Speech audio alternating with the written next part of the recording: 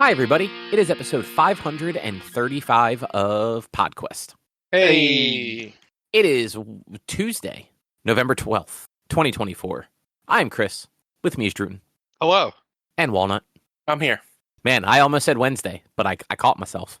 I'm glad. I wouldn't have caught that, so I wouldn't have been paying attention. Honestly, I wouldn't have caught it until like 10 minutes later and been like, oh, wait, it's Tuesday. Shit.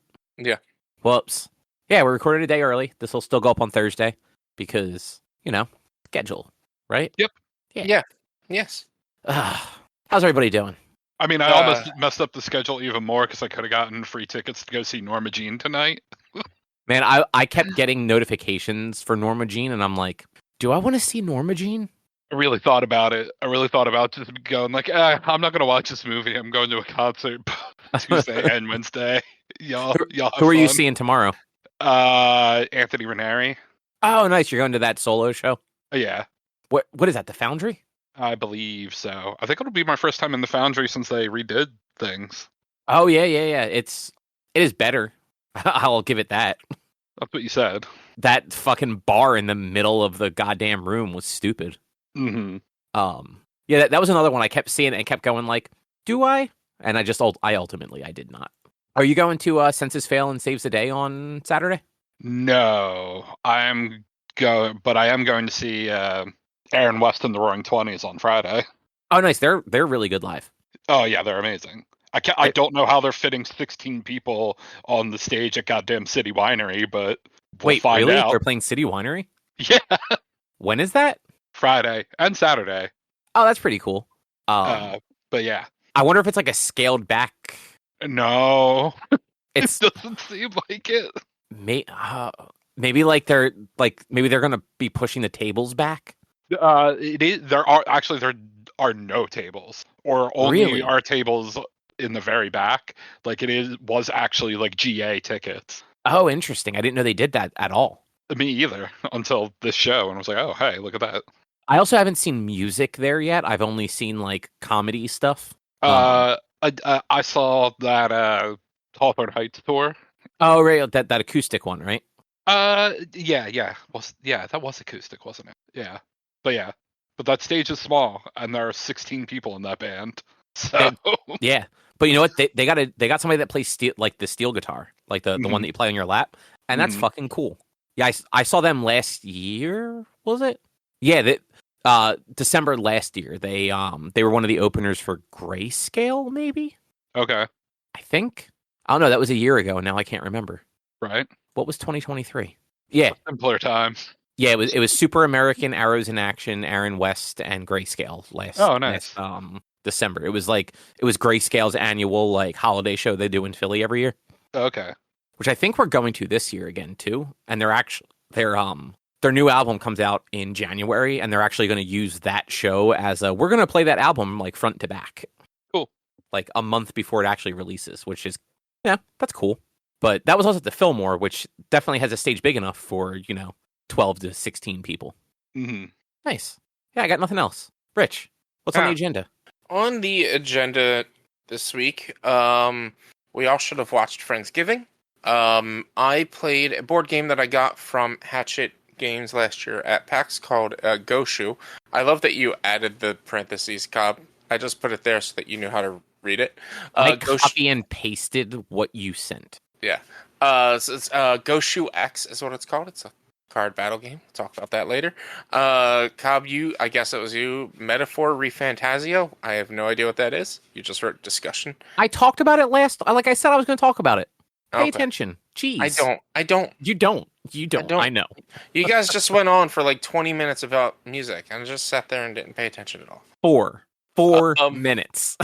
And then I started playing Immortals Fenyx Rising, a game that I've been wanting to play ever since it came out, which it's only been like 2 years, but still. Hasn't it been wasn't that a Stadia game? So Steam release has it at 2022. It's a 2020 game. Okay. I knew it was earlier than that, but Steam has it as at the end of 2022, December 2022. Yeah, this was a Stadia launch game. This was one of the games I think actually you if you got Stadia, it was one of like the games you got to like trial for free, not play, well, not own, but Mhm. trial to like Yeah. test the service. Yeah. Yeah. So that's going to be an episode of stuff. Yeah. What did you guys think of Friendsgiving? That was the most awkward movie I've ever watched. It really Yeah, was. yeah, pretty awkward. Like, I don't want to say it was bad. I don't think it was bad. It just, I definitely don't think I was target audience, but I don't really know if it knows what its target audience was. I was just about to say that. Yeah. I don't think it has a target audience. I don't think it knows what it wants to be. No, Yeah. agreed. Like it tried for drama, but it also tried for comedy, and there were some parts that I laughed. Same. I didn't like it was a chortle, it was a chuckle. It wasn't like a laugh rolling on the floor laugh. There were some silly parts to it, but for the most part, I just like the thing about it was I identified with pretty much every character being at a party with not a lot of people you know. Which is funny because other than like 3 people, they all actually seem to know each other pretty well. But they were all incredibly awkward with everyone but the 3 of them. Like, Yeah. the 3 main girls were cool with each other, but awkward with everyone else. That's not even the 3. I meant like the 3 women that got brought in to date the one. Oh yeah. Those were the only 3 that didn't seem to know anybody. Right. And Yeah. like they seem to like be the most like socially normal at the whole party. But I yeah, mean, like, only because you barely see them. no, but, like, Like, they're in the background a lot, being normal fucking humans at a party. Right, but you can't tell they're not being abnormal because they're not like Fair. mic'd up and you're hearing their weird conversation. I mean, it was also just like that situation is uncomfortable in general to be like, oh yeah, these people that you didn't even know you were going to be seeing today decided we're now just having a party instead and are inviting people that you don't know to hook up to try to set you up with them. Like, Right? Yeah. that's just like trust me, I get it. I can't remember Abby, that's her name. Abby, she's been broken up for over a year or close to a year. And it sounds like her ex was a piece of shit. Mhm. You don't find out till like the end of the movie, which is fine. They hint at it a few times. They hint at how much she sucked a few times. How like she didn't actually love her, and she would like. They mentioned at one point that like, and this was early on, like the Thanksgiving the year before, Abby's ex forced her to stay in the house because she gained a pound during Thanksgiving or something like that. Like I missed that. I only saw the made her sit in a closet because they didn't like how she dressed, and that was like towards the end of the movie. Yeah, and at one point I think they mentioned that she shaved Abby's head or something like that. I can't 100% remember. Like there was a lot I do of remember that being said. yeah, there was a lot of red flags about this woman, and it's like, all right, you were in an abusive relationship, and that was the problem. You're in an abusive relationship. I understand you need time because abusive relationships are hard to get out of and to clear yourself from. But it's been a year. I understand trying to set them up, but it's also incredibly awkward to do that at a party where that person's just not ready. Yeah, And I hated it, but I was like I said, it was an incredibly awkward movie. It's funny sometimes, but it was just awkward. It definitely had this thing where it had an amazing cast. Yeah. Like, all of those people have been in really good movies and are generally pretty funny. Yeah. Yeah. Dion Cole is a hilarious actor and comedian. And he was reduced down to bit parts. Like, not even. You barely see him. Yeah. Like, and like, the few times you see him, he was funny. Yeah. Like, Aisha Tyler, funny. Kat Dennings, funny. Ryan Hansen, funny. Chelsea Peretti, funny. Like, even Malin Ackerman is like, I only know her from one other movie that's not Watchmen, but like she was generally funny in that one too. And I know she was on like a sitcom for a while.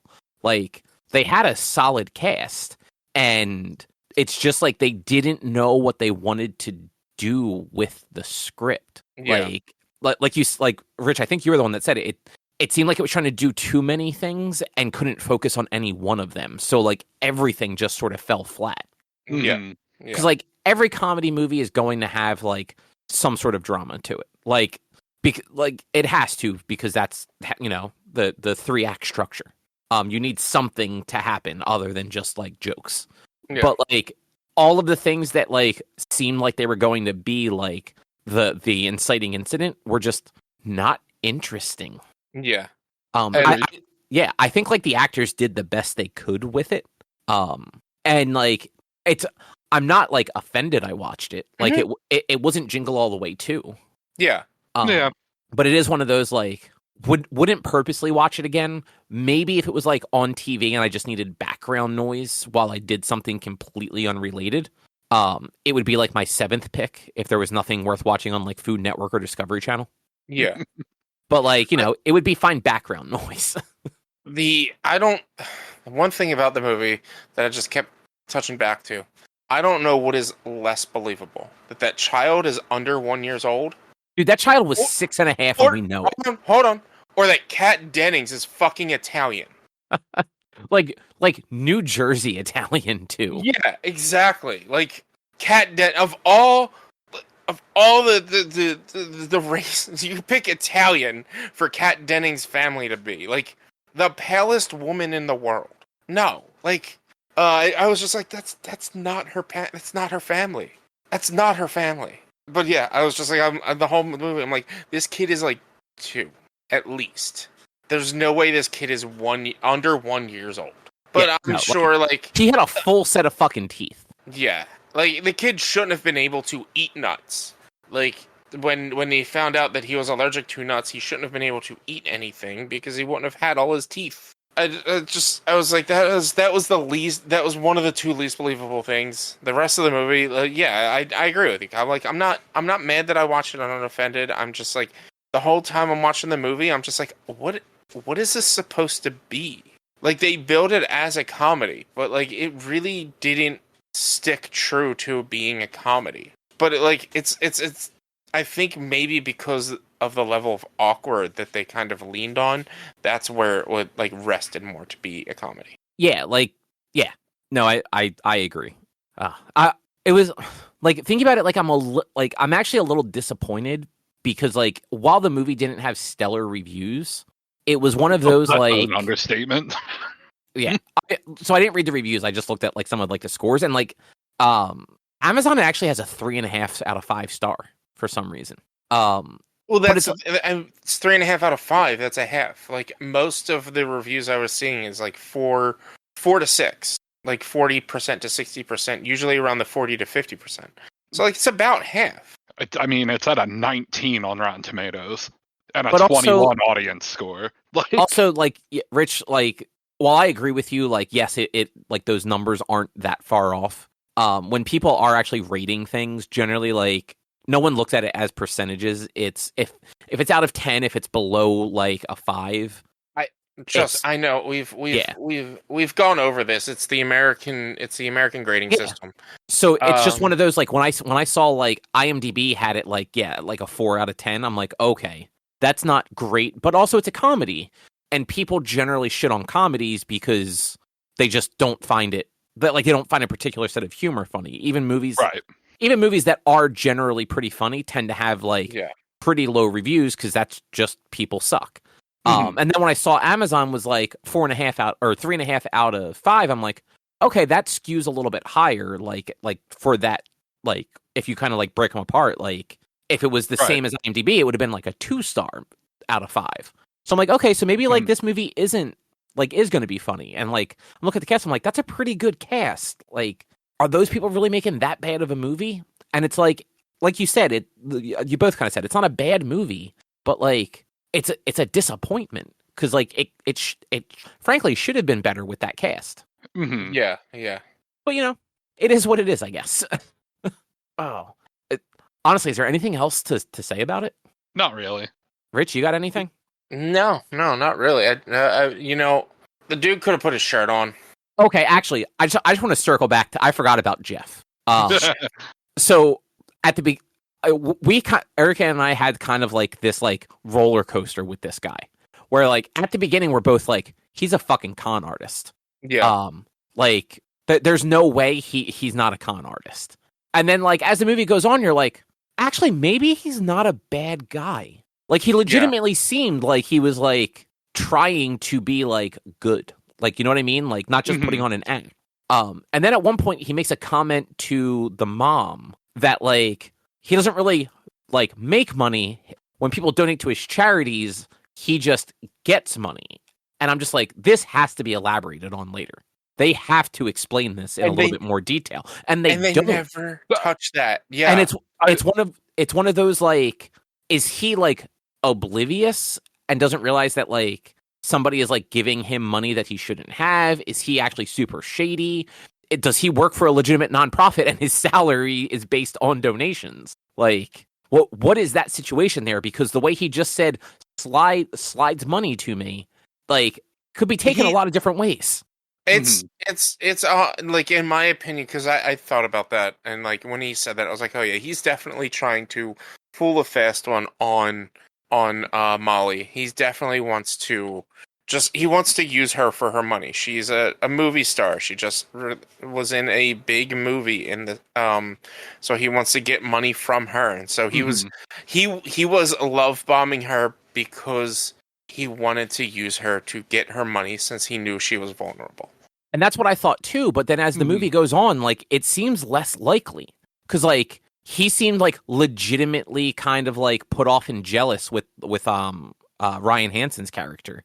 And then when the baby did seem like it was having an allergic reaction, like he seemed like his character seemed legitimately worried, not in a there goes my meal ticket way. You know what I mean? Mm-hmm. I mean, con artists can be good actors. This is also true. Then he did take the rejection. Like, yeah, okay, bye. I'll just leave then. Yeah, it was just everything about the way that character was played just makes that character seem more of a like a little oblivious to the world around them, but like generally like well-meaning. Mm-hmm. And like you just don't get anything out of it. Like there are so many things kind of just like dangling with that one interesting plot thread. He was the only character I actually cared about. And we got more plot development on Kat Dennings' aunt and uncle and their long drives than we got on this character that was actually like had some sort of weird fucking backstory going on. We got more plot from the woman who couldn't talk because she got Botox than we did on him. Like, she couldn't talk and we got plot development on her. Her husband's fucking creepy as hell and I fucking hated him. I would have punched him in the face. But yeah, that was when he said that, he was like, "Oh yeah, they just give me money whenever somebody donates." I'm like, "This is a scam. You run a scam." But like he seems so just like, oh, like I don't know, like something about the delivery for that just made me be like, there's more to this, and I don't think either this character is dumb and doesn't know that it's shady, or like maybe what? Huh? Yeah. No. Instead, we get nothing. Right. We get fucking some weird trips with like fairy gay mothers or whatever they called themselves. Yeah, the fairy gay mothers. And like, yeah, just that scene was great. I mean, that scene was good. There's no place like Home Depot. All right. Then now we can move along. Yeah. Yeah. Drew, do you happen to have a Thanksgiving or holiday themed pick you want to go with? I mean, have all of us seen Planes, Trains, and Automobiles? I don't think I've ever seen it beginning to end. I've never seen it. I've never seen it beginning to end either. I think I have seen the whole movie, but not in a row. All right, is that streaming anywhere? It's on Paramount Plus, I believe, which I am fine getting like a trial for. Yeah, it's on Paramount. Also free if you have Pluto TV. Pluto? Pluto's just a free thing. Yeah, like literally, you could just click it and watch it on demand. Like, yeah. Oh, and cool. then there's premium subscriptions on everything else. So if there's a trial for that, potentially. Nice. Okay, so yeah, we'll do let's do Planes, Trains, and Automobiles. Yeah, sounds good. I've got a fun one. It's either going to be the worst fucking movie ever or really good. Oh boy. I mean, is it a Christmas one? No, it's a Thanksgiving movie. I mean, did you want to get that in then? Because weren't we going over to Christmas ones after that? Or yeah, it'll be fine. It's just holiday movies in general. Yeah. Everyone sees Christmas movies, so like we don't necessarily need. I said holiday movies in case there was like non-Christmas time movies. Like yeah, exactly. More than just 8 Crazy Nights for a Hanukkah movie or a Hanukkah based movie or I don't know. I don't know what other holidays there are during Christmas time. Festivus. Yes, exactly. It's just the Festivus episode of Seinfeld. That's what. But so in 2 weeks, we'll do Planes, Trains, and Automobiles. Sure. And then, Rich, Yeah. Gosu X. Gosu X. So I'm mad at myself because I left the box out in my car, so I can't have it to like hold things and display things to myself, so I know remember what I'm talking about. But Gosu X is a 2-player card battle game. Have either of you ever played the game Smash Up? Never even heard of it. No, but I am aware of it. All right, so Smash Up, you get a bunch of different fantasy and sci-fi tropey characters or army type things like robots and elves and orcs and aliens and this and that. Mm-hmm. And I think it's up to 4 players. Each player picks 2 races to be. And so you can be robot elves or alien orcs or something like that, and you combine your cards and you mix them up. Gosu X has a similar style where there are 9 armies, and the 2 players pick 3 each. Snake draft, so first player picks 1, second player picks 2, first player picks 2, second player picks 1. And so you each pick 3 or 4. Yeah, 3. No, there should be 2 left. There's only 8, not 9. So then there's only 8. Yeah, sorry. There should be 2 left. I can't remember the total number. There should always be 2 left. So you pick your armies, you shuffle your cards together, you draw 7, and then the game is played across 3 rounds. Each player takes a turn either playing a card, using an action token, replacing cards that's already on the field back into their hand with a card that's in their hand, or passing. You keep going back and forth taking turns until both players pass, or one player passes and 3 turns go past for the other player.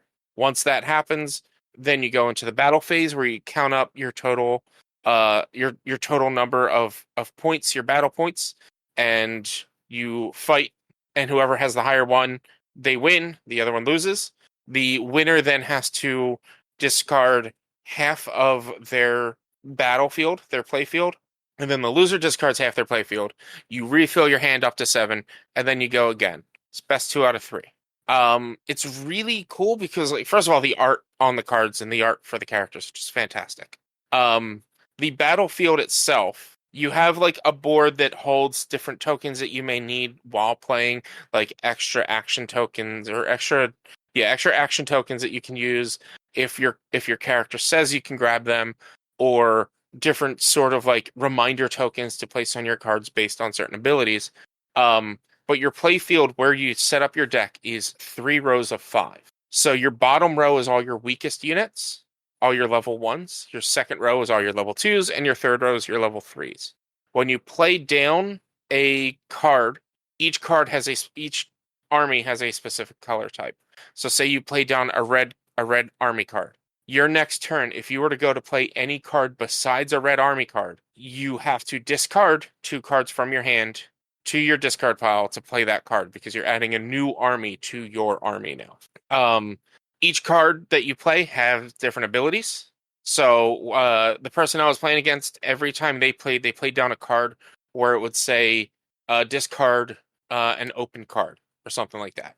Which open means that there's no card on top or to the right of the card. So as you place down cards, you place them down left to right, bottom to top.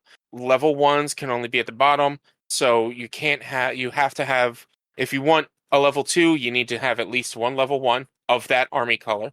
If you want a level 3, you need a level 1 and 2 of that army color for your level 3 slot. You don't have to have the colors all in a line, but you do need at least the color for each of those prior to get the color of that secondary. Once you get a card of all 3 colors down, you don't have to worry about dropping the extra cards unless you lose that card. There's a couple of terms you have to remember. Open means, like I said, to the left and the top, there's nothing there. If that's true, that's an open card because your opponent may be able to sacrifice or destroy your open card. Capture, you flip the card, you can't use it, but it stays in that spot unless you can release it. And then there's each card has like it can be a bounty or a veteran or a wondrous creature, things like that that all go into play with the actual effect of each card. And it just really depends on how well you can get your armies to sync together based on what you grabbed. We were just kind of grabbing willy-nilly because we didn't know what anything did because it was our first time playing this game. But I ended up having a card or having a deck that primarily I had two of my armies fed on each other very well. Where one army was pulling cards out of my discard, the other army was putting cards into my discard. So I could constantly go back and forth, and I could play a card that it would let me take out X amount of cards from my discard, put it in my hand, or there was one that I could play and I could take out all of the cards in my discard that have that same name and put that in my hand and things like that. It became an issue at times because you can only have 7 cards. If you go over 7, you have to discard. And I would end up be playing these cards, and I would have 7 cards the whole time. And so I wouldn't be able to really figure out what to do next. So my other army didn't really sync all that well, but like I tried to get it to work. But it's like really cool idea to like try to figure out what each of your armies do, what they're best at. And they have like little tokens or little like card stock to let you know like here's what it does a lot of, here's what it does a little of. Each player starts with 2 action tokens. You can use either in one turn you can use 1 action token to draw 1 card, or you can use 2 action tokens to draw 3 cards. But in order to use the action tokens, there actually has to be an icon on your played cards. There has to be enough icons on your played cards to play each action token. So I at one point I had the ability, one of my characters or one of my cards I played down had the ability to, if I draw 3 cards using action tokens, I can take a second turn immediately after that. But I didn't have enough action token spaces to play the 2 action tokens in order to get that bonus. Okay. There were some rules or some cards that were a little left up to interpretation. Like I said, the placing an army rule, I don't. My friend, she would keep playing the card that would be destroy an open card destroy any open card on both sides. But that was her first card she played. So to me, it was like, all right, well, that wouldn't affect the card you just played. But she would destroy my card, and that was after I played my first card. So since she destroyed my first card, my next turn, I wasn't sure if I needed to sacrifice to play 1 card or not. So we ruled it as because I have no army down there, I could play it for free. But I wasn't really sure. It left that up to interpretation. But also the rule of destroy an open card when that was her only card she had played. And then next round she played that same exact card, which was to destroy an open card. But she, again, didn't have an open card besides the card she played. Because as she played it down, her card to her left, the first card she played was no longer open. So I was like, that's a little bit of I'm not really sure how that rule works. I think the idea is if maybe she had a level 2 or 3 card, that would then cause it to be open, and she would you have to destroy an open card. But because she didn't have an open card, I don't know. We're not sure how to rule that fully. But it was really cool. It was really fun. I could definitely see myself getting into and playing that game again, especially since it's 2 players. Just have one other person or have some downtime between playing other games or hanging out at a party. It's really easy and really quick to learn. And it seemed pretty fun. And it's like, it doesn't take too long. After I was going to ask, like, how long was like a round of it? A round? Well, I meant like a game. Like a full game, it probably, trying to think, probably took about, but we were also it was both of our first time playing the game, so it probably took about an hour and a half, maybe 2 hours, but like we were stopping in between, we were role checking, we were making sure we did it all, we were making sure it was all set up right. Like we were taking our time to try to figure it out and making sure to read and double read and triple read the cards, give each other hints and tips of like, oh, well, you could maybe do this or you do that with your cards. So this way we both knew. So we were taking our time. But I think if you have at least one person who knows how to play and somebody who could pick up a game easily. I don't think a full game would take more than half hour, 45 minutes. Okay, that's not too bad. Yeah, it shouldn't take. And setup's super easy. You place the board down, you put all the tokens on the board, you set up the cards, you pick your armies. The two generals that weren't picked, you activate their abilities for the whole game. So we had one where our highest open card was ethereal, which means that they could not be destroyed or captured, but they could be sacrificed. So it made it hard when it came to capturing because, this one, your highest open card, we can't capture, and that's the one we want to capture because usually the highest open card is like a level 2 or maybe even level 3, and level 3s pretty much they're what's called your immortals on your team, and they affect everything on the playfield, like your entire team on the playfield.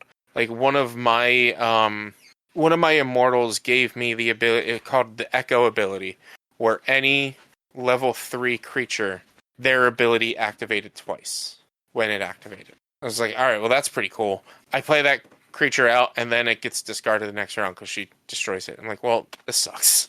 Damn it. That's and then how that goes, right? Then there's some cards that don't really matter. One of the cards I didn't get till the end of the game was a level 3 immortal that if you're the first player to pass on that round, you start the next round and every round after with an extra action token. So instead of 2, I would have 3. I didn't get that till the 3rd round. So, like, even if I passed that round to get that ability, I wouldn't have been able to use it anyway because I already passed. So I couldn't use my action token. So, like, there were some, like, oh, this would have been really good if I had it early on. Her immortal was a Phoenix, which didn't have a level and didn't have a damage. And basically said, you can play this as a troop, a hero, or an immortal. And its total number of attack is equal to the total number of cards in your hand. So, like, it could be up to 7 attack at one point. And I, like, when she played that, and I was like, oh, I gotta overload myself, because I don't know how strong she's gonna make herself. I don't know. And, like, that's when I, like, started thinking more strategically, all right, I can get cards from this, I can get cards from that, I can pull from the deck to this way to keep my turns going, so I could start playing more and loading up my battlefield. If she had passed as soon as she played the Phoenix, I might have lost that round. But yeah, did you ultimately end up winning? I ultimately ended up winning. She won the first round, and then I won the next 2. So I did ultimately end up winning. But it was the 3rd round was close. The 3rd round, like the 2nd round, I beat her by like 10 points, but the 3rd round was maybe like 2 or 3 point difference. It wasn't that far of a difference. Was that like the round where you guys both finally like fully understood like the game? Yeah, I think so. It was like when we both started to really get it. But like it was also starting. It was like 10 o'clock at that time. She had work and whatnot in the morning, so like she had to get up early. So I was like, all right, well, we can't really do another one. She had also been driving for 9 hours to get out here from Ohio, so it was just like she was like, all right, I can't stay awake anymore. I was like, yeah, I get it. But we were able to play that, and it's fun. It was really fun. Honestly, I thought about. I feel like I'm gonna bring this as well as the fireworks game to like every gathering I have. Just be like, oh, I got these games, and they're really easy and really fun to play. And this one's 2-player, this one's up to 5 or 6 or something like that. So we can play it, and it's always fun. Like any sort of gathering, just have like they're always going to be in my car because they were fun and they're quick and easy to learn. Nice. And yeah, like I'm looking at it on Board Game Geek, and the art on the cards is really cool. Like it looks really nice. Yeah, the art on the cards was fantastic. I loved the art. I loved it so much. And yeah, there it says the playing time is 20 to 40 minutes, which sounds reasonable once you know what you're doing. Yeah. It was a fun game. I definitely would highly suggest Gosu. It's Gosu X, right? Gosu, yes. Gosu X. I highly suggest that. I see it at PAX every year. I remember seeing it at PAX all the time. And when I was meeting with I actually can't remember their name right now, but when I was meeting with the person at Hatchet, they were like, we were talking about what games I like, and they were like, "Do you like board card games?" I'm like, I do, but I like full set card games. I don't want to do like Collectible cards. yeah, trading card games. And they were like, "All right, well, we'll try this one out for you. Let us know what you think." And then the other one was Rawa, which is a engine builder game, which those are harder to get into, so it's harder to find people to play that with. So hoping to get that done soon. I have a lot of time off over the next few weeks, so I'm gonna try to make. So you said. Yeah, so I'm gonna try to cut videos for Gosu and for I don't know why I'm blanking on the fireworks game. Skyrockets, that's it. I'm gonna try to cut sort of videos for those.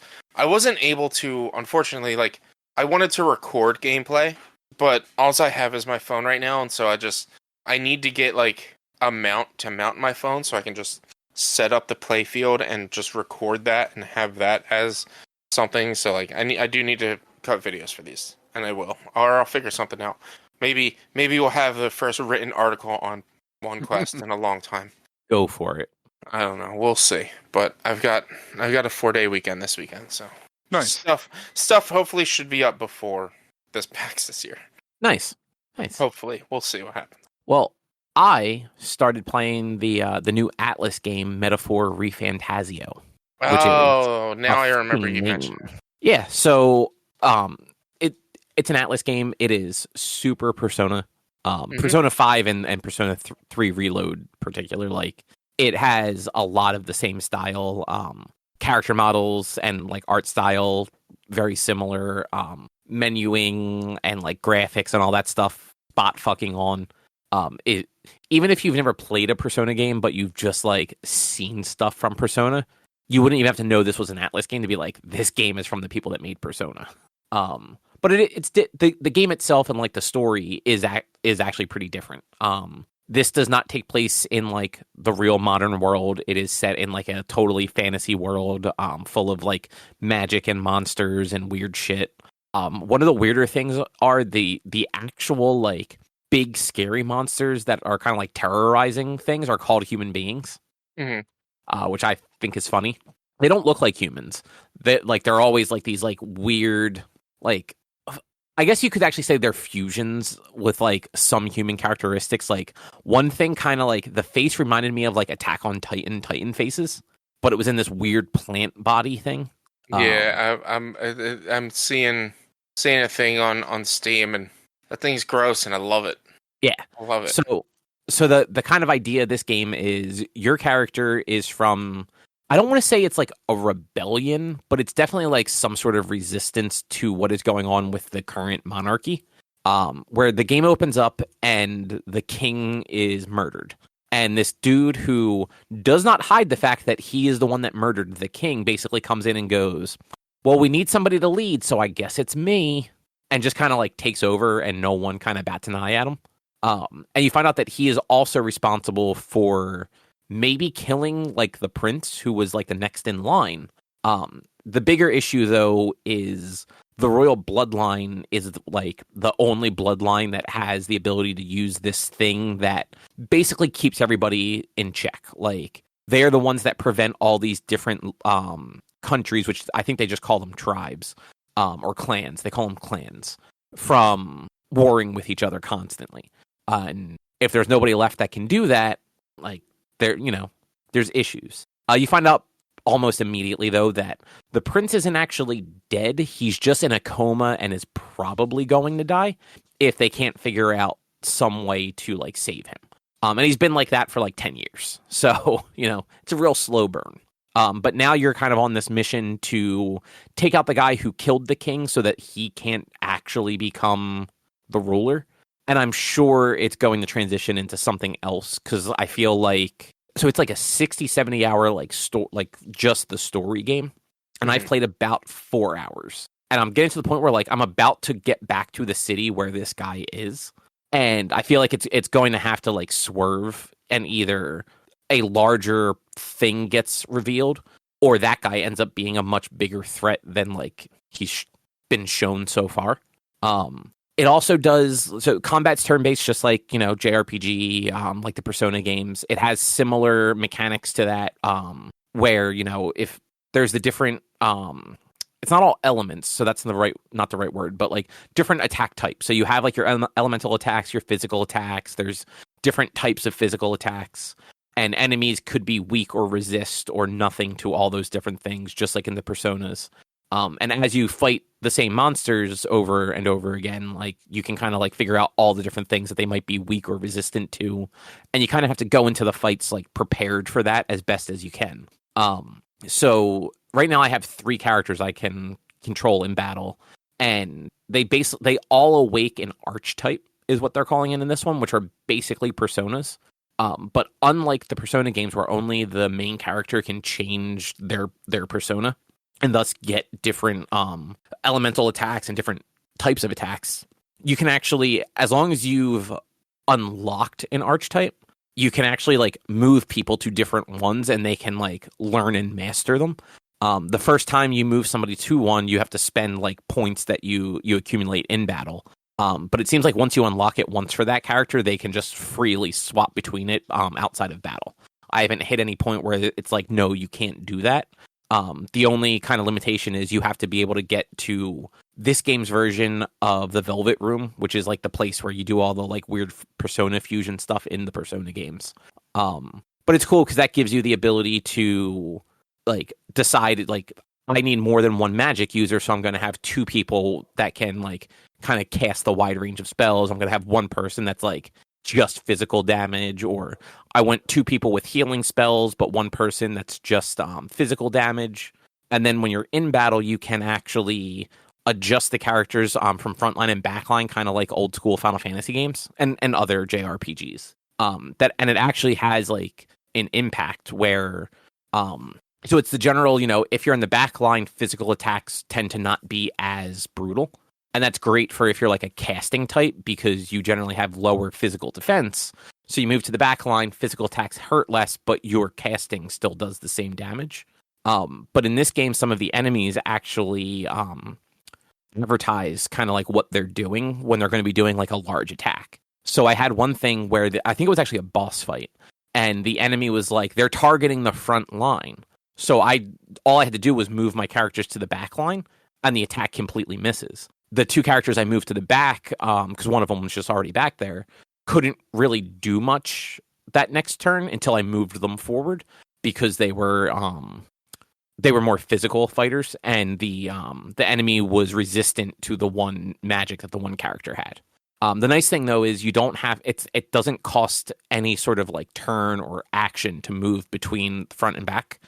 You can actually, until you do your attack, you can actually just keep moving your character back and forth. Like almost like, do I want to be up here? Do I want to be back there? Like there's no limit to that, which I like. Because a few times I move somebody back and I'm just like, oh no, that doesn't make sense. Like I'll put them back up here. This way they can do this thing this turn, and then I'll just hope for the best after that. And it does like the similar weakness thing. If you hit an enemy with a weakness, they kind of get stunned, so to speak, and you might get like an extra attack out of that. I haven't been into a fight yet where I've managed to hit multiple enemies with a weakness all in the same round to try and see if it does anything similar to Persona where you get like the all-out attacks. I have to imagine it'll do something like that. It's just the game hasn't shown me that yet, so I don't even know if it would work if I managed to like hit it up front. And then the last kind of combat related thing so far, at least, is outside of combat, like, and this is kind of true in most of the Persona games that I've played, at least.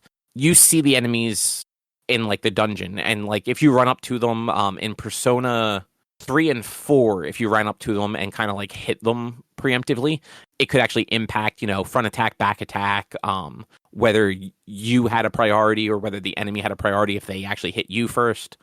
This game actually takes it a little bit further.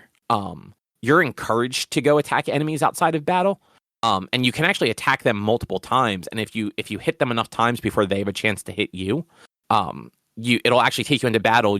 Before any turns are cast, some of your characters will just do preemptive attacks to them and like drastically lower their health. And then you'll get your whole turn. And it seems like actually the enemies will then lose a turn on top of that. At least that's what's happened so far. So like if you kind of hit this attack, like this preemptive attack, right, like it can really benefit you on like just your random kind of dungeon fights. But adversely, if the enemy hits you first, it automatically puts you into a fight, and the enemy's going to get to go first. And if they happen to hit you with like a weakness, they then get an extra turn, and it can get pretty bad from there. But one other kind of cool thing that goes along with that is if the enemies are weaker than you, you can see that you have like a little like special vision that will highlight enemies as, what is it, blue, yellow, or red, for like weaker than you, the same level as you, stronger than you, and then white is just, it can't identify if it's what it is. If it's blue, you can actually run up to it and attack it out of battle and just kill it. You might have to hit it twice, but it'll just kill it there. You won't have to transition into a turn-based fight and go through all of that. And you'll still get the experience you would get for like actually fighting it, which I actually thought was kind of cool, because sometimes you do want to just kind of like run up and clear a bunch of like those trash mobs out. But you, like when it's a turn-based combat, like you don't want to have to do that like 10 times for all these like random like wild dogs or whatever you're fighting against. So knowing that you can just kind of go up there and like attack a bunch of them and like get the little bit of experience and move on is actually super helpful. And it seems like so far, at least, when you do change your archetype, your main character actually changes what sort of attack they do outside of battle. So my initial archetype just had like a sword. So I would run up and like slash a sword at the enemies. Right now I'm a caster, so I actually just do this like whirlwind that is 360s around me and kind of like spreads out from there. So I get a little bit more distance and I can just hit a bunch of enemies all around me in one go. And it's actually come in really handy in a couple situations so far. Nice. That's that enemy coloration that they did that in Star Ocean Second Story R, where if you're out on the world map, the enemies will be either red, purple, or green. Purple is normal, red is too hard, and green is too easy. And if you upgraded your abilities high enough, you could have your characters just run up and attack them. So like if they ran up, like, and like your team will follow you when you're running around on the world map. If they run up to a purple enemy, they'll like clash with them. That'll help you get around them and get a back attack.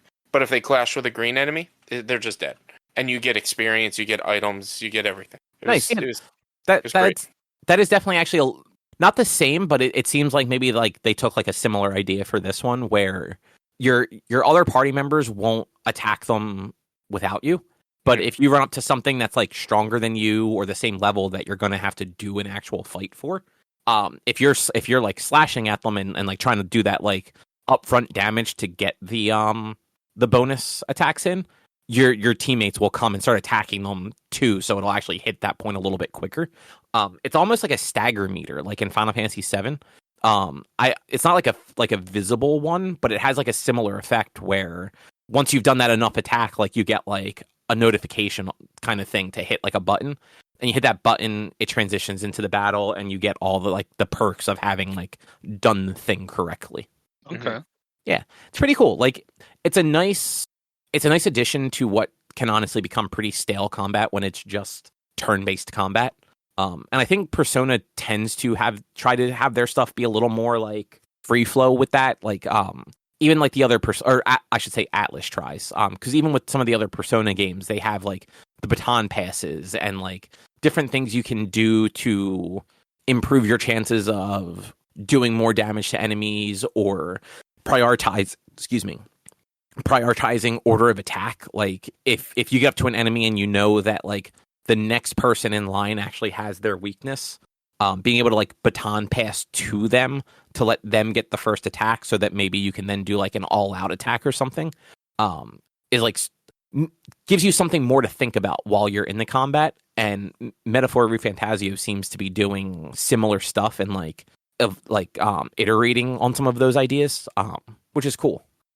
Nice. Yeah, I've been enjoying it so far. I actually realized last night I'm just playing the demo that they've released, which is like the first like 6 hours of the game or something like that, and then it does carry over. Which I'm probably just going to end up like picking the game up because I am having a good time with it and see no reason not to continue with it. Yeah. But yeah, it's pretty cool so far. Oh, the game does have like a weird little like fairy character, kind of like so the Persona game or Persona 5, you had the cat that everyone kind of got annoyed with. but this one has like a fairy that's like kind of your friend, I guess. And so far, she hasn't been annoying. She's actually been super useful. But I'm curious if like at a certain point in the game when it kind of like opens up and gives me more freedom to do things, if she is going to be like, well, you have to go to sleep now. Mm-hmm. You're too tired to do anything else. You should go to sleep. But yeah, that's all I got. Rich, Nice. how have you been enjoying Immortals Fenyx Rising? I really, really love that game. It's, like I said at the top of the show, it's been a game that's been on my list for a long time. I originally was going to get it on, wanted to get it on Switch because it came out shortly after the Switch was released.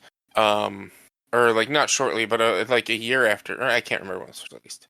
But like my whole back then, I was like, well, if I'm going to get a game and it's available on Switch, I'm going to get it on Switch because it's portable and I can bring it everywhere. But I heard it ran like crap and it never went on sale on Switch because nothing does. So I never got it on Switch. Finally came out. It was super sale on Steam like this summer or something. I bought it and I love it. It's the art style itself is great. It's an Ubisoft game, which is kind of a pain because you have to have Ubi Connect and this and that in order to play it because fuck you, Ubisoft. But so that's a pain. At one point, it asked me for the CD key, and I'm like, "What the fuck you talking about?" I just canceled that out and restarted it on Steam, and it worked fine. But the overall like the art style is really cool. It's a little cartoony. It's a little like not cel shaded, but still cartoony like style. It is Greek mythology. It's its own story, obviously, but it is Greek mythology. But it is like kind of legit Greek mythology, where like you know Zeus is a fucking dick, and like he doesn't try to hide it. Not like a dick as in like he's going to murder everyone, but a dick as in he doesn't care about anyone but himself. Right. This is the one where like he's like a really unreliable narrator, right? Yeah. So the it opens up and the game is sort of in the perspective of Prometheus telling Zeus this story about Phoenix because Zeus went to Prometheus and offered Prometheus like I'll free you if you help me stop Typhon.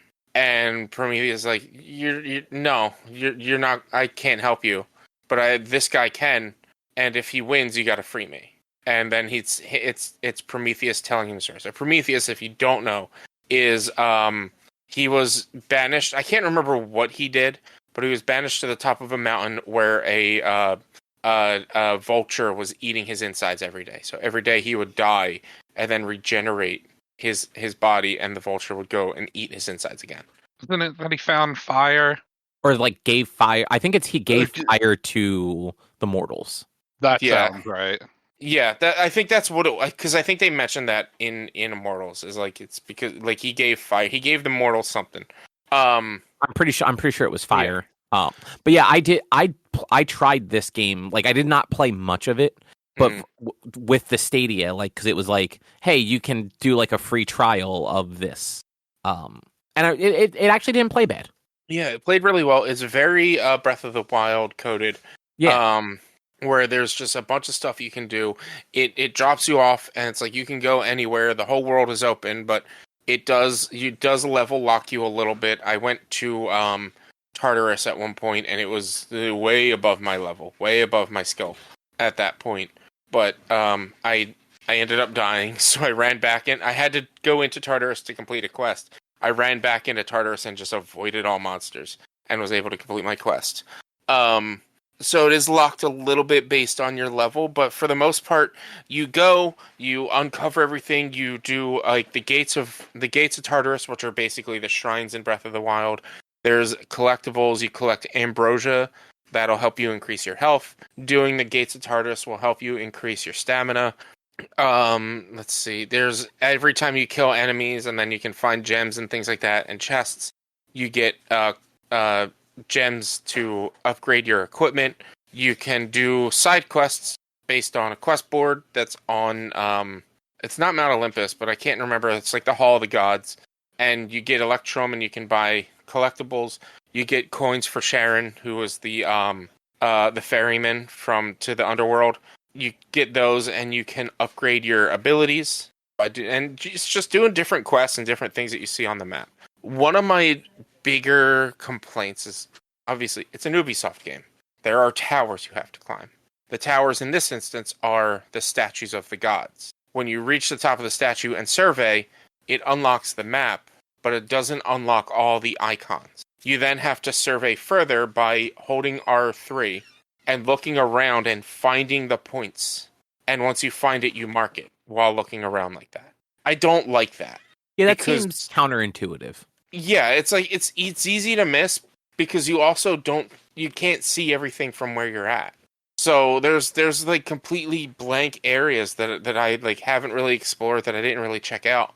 And like I would much rather just give me all of the possible locations. But this map is full of shit. Like there's a ton of shit to go collect and do. Finding some of the chests and unlocking the puzzles for the chests are really fun to figure out.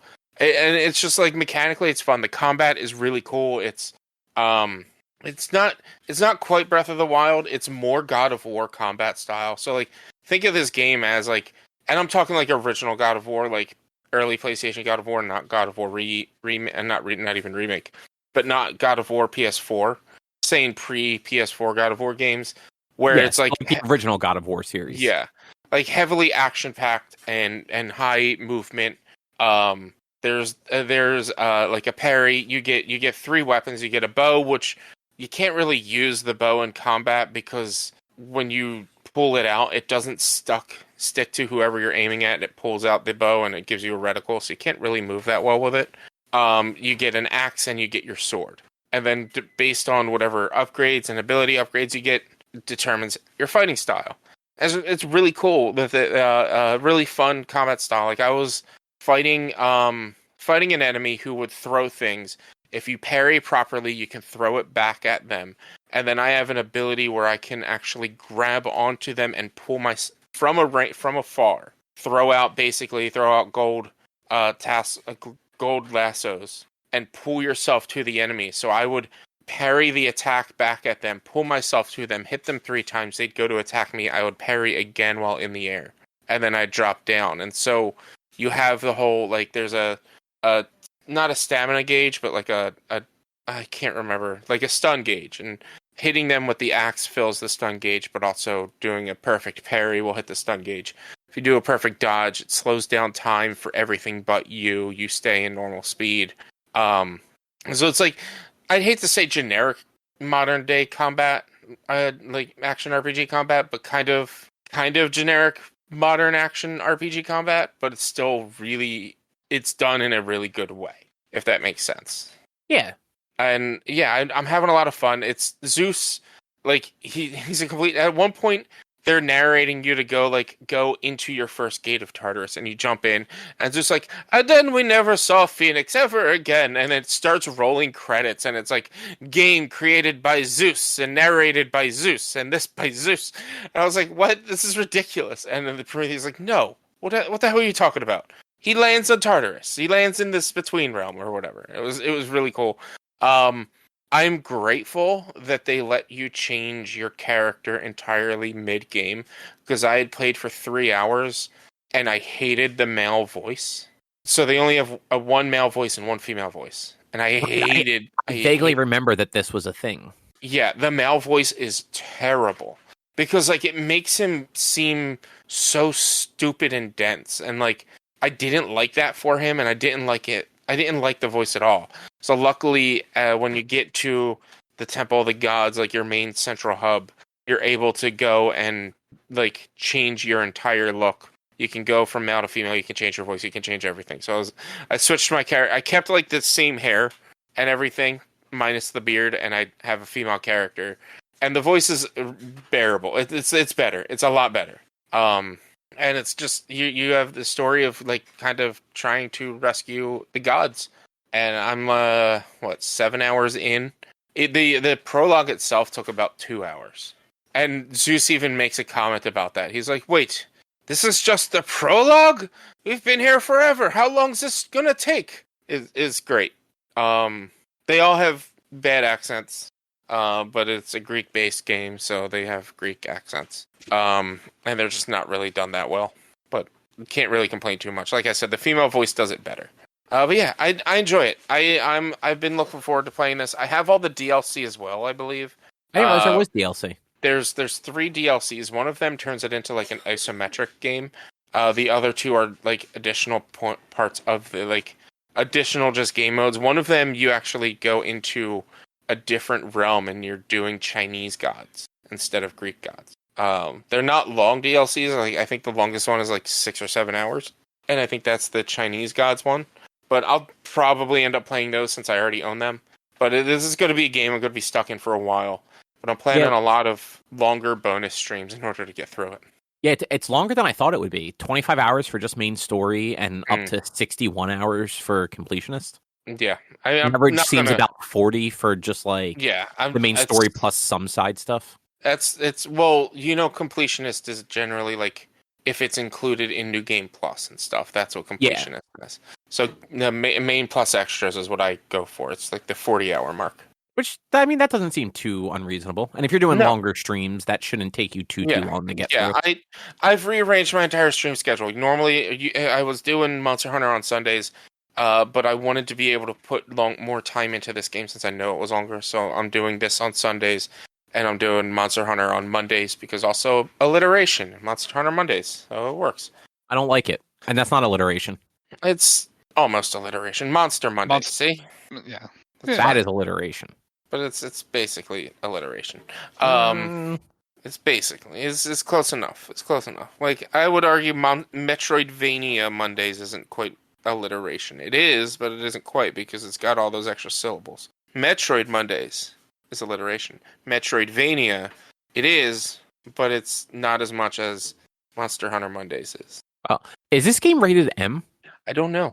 Is it? I clicked on the Steam link and it made me enter my birth date. It could be. It could be. It is teen. Suggestive themes, violence, and language. There you go. I'm just curious. Is it Steam? Oh, it is not Steam Deck verified. This game's launcher setup tools may require touchscreen or virtual keyboard and have difficulty reading text. Some functionality is not accessible when using the default controller.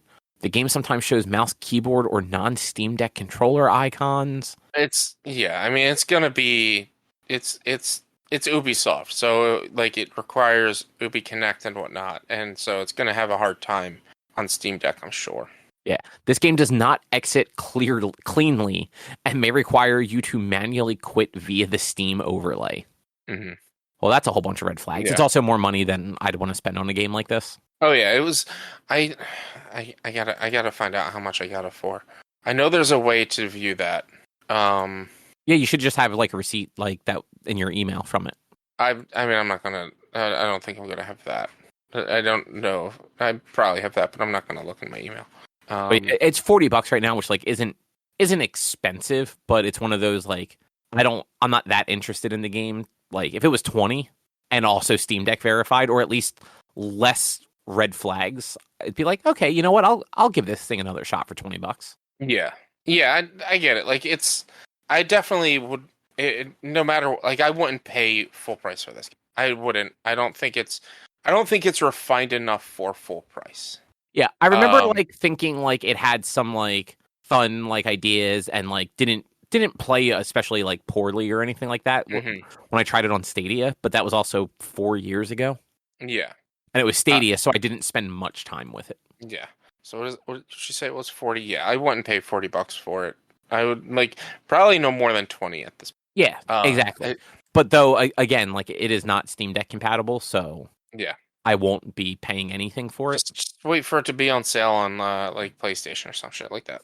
I mean, this is definitely a game I'd rather play handheld. It does look like there's a Switch version. Whether that plays well or not, there is. Knows? That's the thing. I heard that it doesn't play that great. Looking at like the video on Steam, like not surprised. Like this does not look like a game that would be fun on the Switch. No. It's got just enough like of an open world and things moving that I feel like the fucking draw distances and pop in alone are going to be painful. Yeah, I can't imagine. Like, I'm sure there's like videos of what it looks like on Switch that just make it. It's gonna make it look terrible. Yeah, man, you only have 7.3 hours so far. What are you doing with your life? I literally started it yesterday. And you only played 7.3 hours? You didn't have work yesterday? Yeah, I started at like 2. I had editing I needed to do. It's always something with you. Meanwhile, you have 94 hours on Monster Hunter World. Yeah, and that's only on one playthrough. I'm just saying, man. That's on my second playthrough. That's not on my original playthrough, which I have like 200 hours. Fix your priorities is what I'm telling you. I mean, like I said, I started it yesterday. I couldn't get 90 hours yesterday. If you would have tried a little harder, you might have. Maybe. We'll see. You could have been running that on like 3 different times. Make that timer go at triple speed. Yeah. No, I mean, I plan on. I have off on Friday, so I am doing some recording tomorrow night. Recording and potentially editing tomorrow night. I have off on Friday, so I plan on doing a little bit of a bonus stream throughout Friday. I have off on Monday, so I'm planning on doing some sort of little bit of an earlier stream to stream it on Monday next week, on top of streaming it on Sunday for a longer time. And then it's probably going to be beat the week after PAX. I'm probably going to beat it by that week because I'm going to have that whole week off. Yeah, that's really not bad. Yeah. It's not going to take I don't think it's going to take too long, but I'm planning on doing a bunch of streams that week, like a bunch of midday streams the week after PAX, so that this way, like, I can try to dive into like the midday crowd, especially since I'm doing my cookie stream that week. Nice. Yeah. Anything else you want to say about Immortals Fenyx Rising? No, it's great so far. I hope it lasts. From what I see, reviews say that the base game is really good. One of the DLCs is really good, and the other two are just not that great. And I hope I enjoy it all. Yeah, I guess you will find out before anyone else. Yeah, but I get that will also probably do it for this week. Real quick. Oh, this is a fun little aside story. Did you guys hear about the current controversy about the Wicked movie? I didn't know there was a Wicked movie. So the Wicked movie comes out on the 22nd. And to celebrate it, they have Barbie dolls for the movie, like special edition Wicked Barbie dolls that look like Ariana Grande, and I can't remember the girl who plays the witch. I don't remember her name. Sure. But they look like her. They look like both of the girls. On the box, it tells you for more about this product, go visit wicked.com. Oh, is wicked.com something totally different? Oh, no. Put on incognito search and search up wicked.com. Just gonna. Oh, so I'm not even gonna enter it, but like you immediately get the access beyond this page restricted to adults 18 plus only. Yes. The URL for the movie is wickedmovie.com. So I mean, this is not the Wicked movie's fault. This is Hasbro or Saban. Yeah, I think it's Hasbro who makes it. Yeah, they've recalled all of those, but the dolls that with the wicked.com URL are going on sale for like $250 on like eBay and shit. Of course they are. But I heard that today, and I have a friend who I think I'm gonna go see it with her because she's super excited. She was like, "We're gonna have to sit in the back of the movie theater though, because I'm gonna sing the whole time." I'm like, "That's fine, I don't care." But I sent it to her, and she's like, "That is amazing." Yeah. So I just because I was just curious, like how bad of a site this was based on the name. I googled wicked.com. And I did not realize it is cinematic and parody porn. It's not just porn. Yep. There is probably a version of Wicked on there. There's definitely a version of Wicked on there. Watch over 25 years of award-winning porn movies and parody porn films in 4K HD, and check out videos directed by Stormy Daniels. My favorite thing was Colbert covered it on his monologue last night. And he was like, at one point, one of the things was like, you can definitely go see Wicked stuff on wicked.com, like Alpha Butt stuff, because her name is Alphaba, so it's Alpha Butt. It was great. I loved it. I'm like, this is fantastic. I can't believe this actually happened. I love it. Gotta love Hasbro. That's all. That's just a silly side story that I wanted to know if you guys heard about. I did not. That was very good, though. I had not heard about that either. That's good. That's oh. But I guess now that will be a show. That's a show.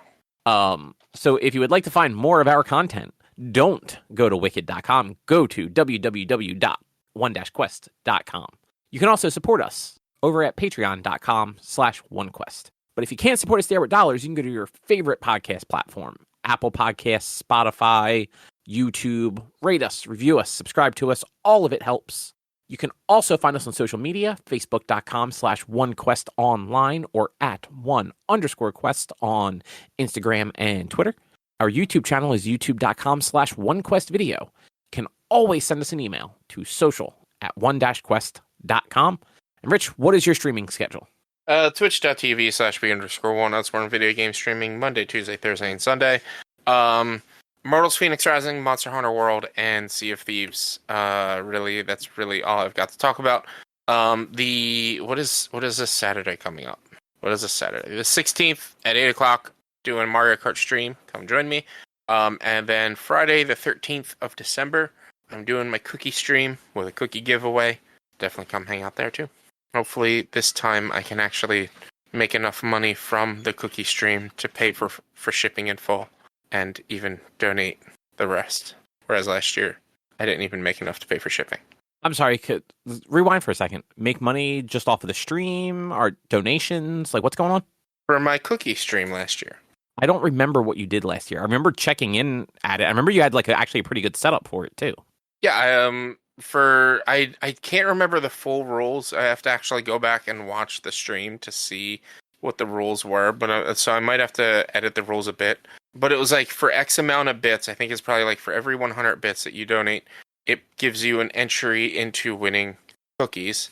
And for for 500, for any amount of bits over 500, that doubles your entries.